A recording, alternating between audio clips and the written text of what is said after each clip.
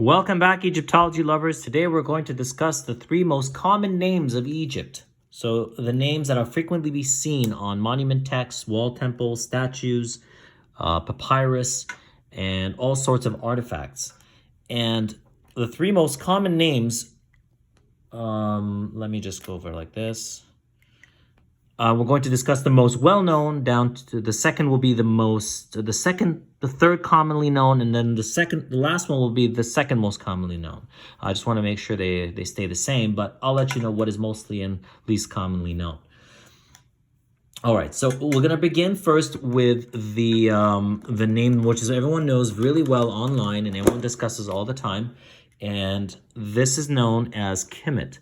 Kemet is known as the Black Land. So the Black Land, we're just going to zoom out a little bit here, so I'll draw it for you. So Kemet, the first symbol of Kemet, and we'll just turn it like that, try to not get it out of focus, is a crocodile scale.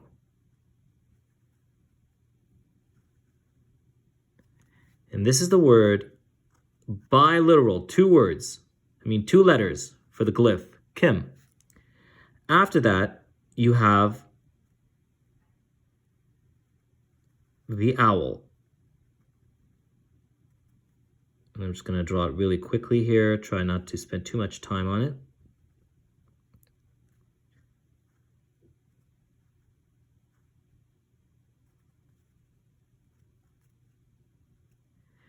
So the owl, Kim.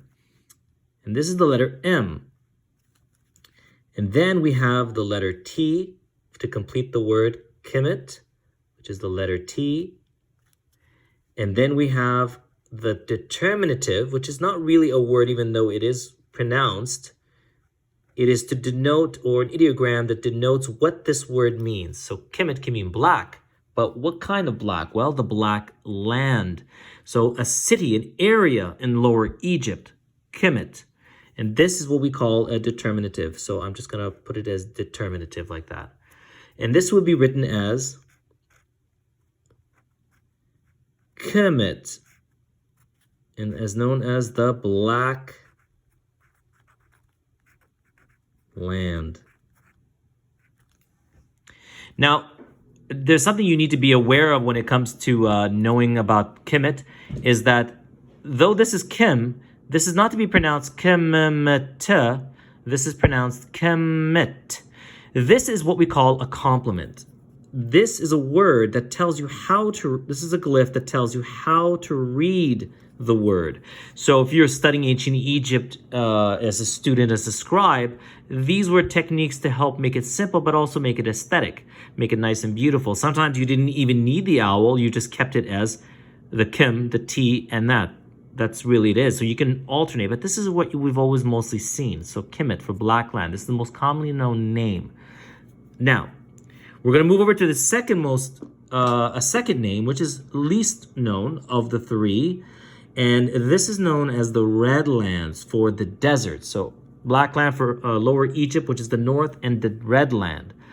The Red Land is known as Deshret. So how is that written? Well, you have a hand,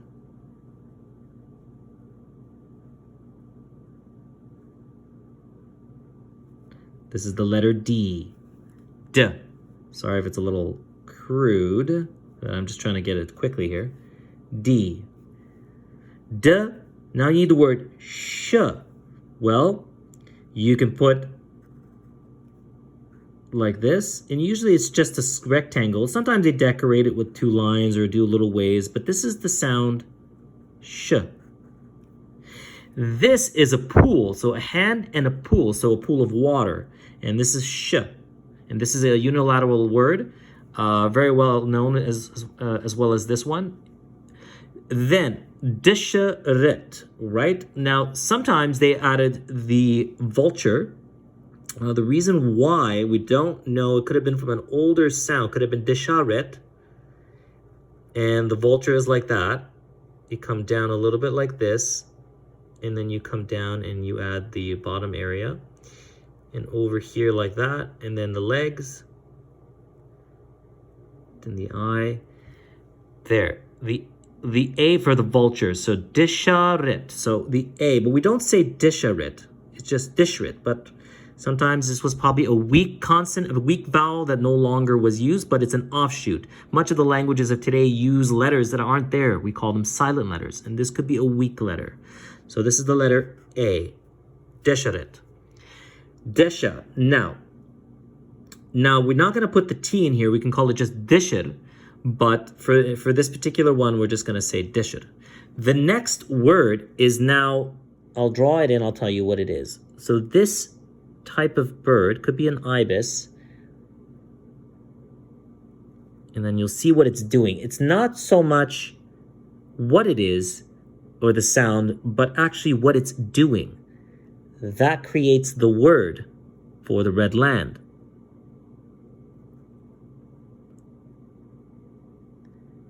Comes like that. And this comes over to its body over here, which completes it there. And then it swings its legs down like that and goes like this.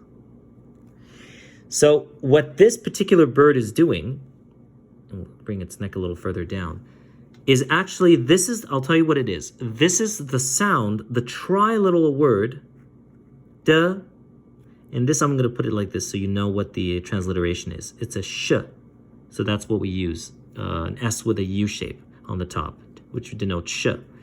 This is duh, sh, r, dshrt. And at times, so dshrt means, so this is the complete word, dshrt. So you have the d and the sh, the two unilateral letters, which tells you how to read this, dshrt. So d, sh, dish. So you already have the first two, and there they are, and it completes the word. Two complements in the front, where now you have the complement in the back, which tells you how to read the word. And as the same with the complement, as the same with the T, we can end it with the T. Sometimes it was omitted. And then once again, the niut. But sometimes it was a niut, sometimes it wasn't. The black land could have been encompassed with the city center, the city cross-section, or in other situations, which is probably the most common, instead of putting these, I'm just going to put a cross like that so you know, it was put as a mountain, a hill of the mountain in the desert. So dshrt could be written this way or that, and that was known as dshrt. Let me see if I can bring that in here, and you can see the completion. I'll put it over here. It's not so much of a big deal. So dshrt, and I'll put the T as an optional there. So dshrt. And this means the red land for the desert in Upper Egypt or the south. There it is. So the final word, which is the second most commonly used word for Egypt, and I found it in a lot of texts as well as on walls and on monuments and obelisks as well, in many different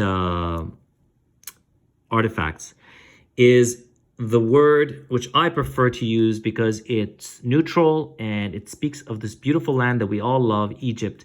So this is known as the beloved land. So the beloved land, how is it written? Well, let's go over here and start over here. You do something like this.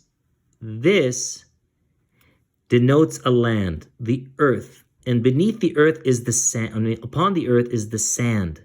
So these are grains of sand, and that's the earth. This word is a biliteral word, which means ta. Ta. Next comes a hoe. This is used for farming, where you would attach it to the back of a bovine or a cow, and it would pull into the soil. I'm sure you've all seen farmers use this to be able to farm their land and then plant their seeds. This is a biliteral word as well, mr. Then we have the letter R.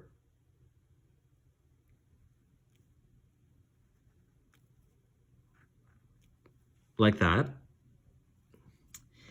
Then we have something else which was added to this name. The reason being uncertain, but it was added to it. I think more as a complement, like like the D and the sh, as well as the M. Let me just make sure I write complements here so you know.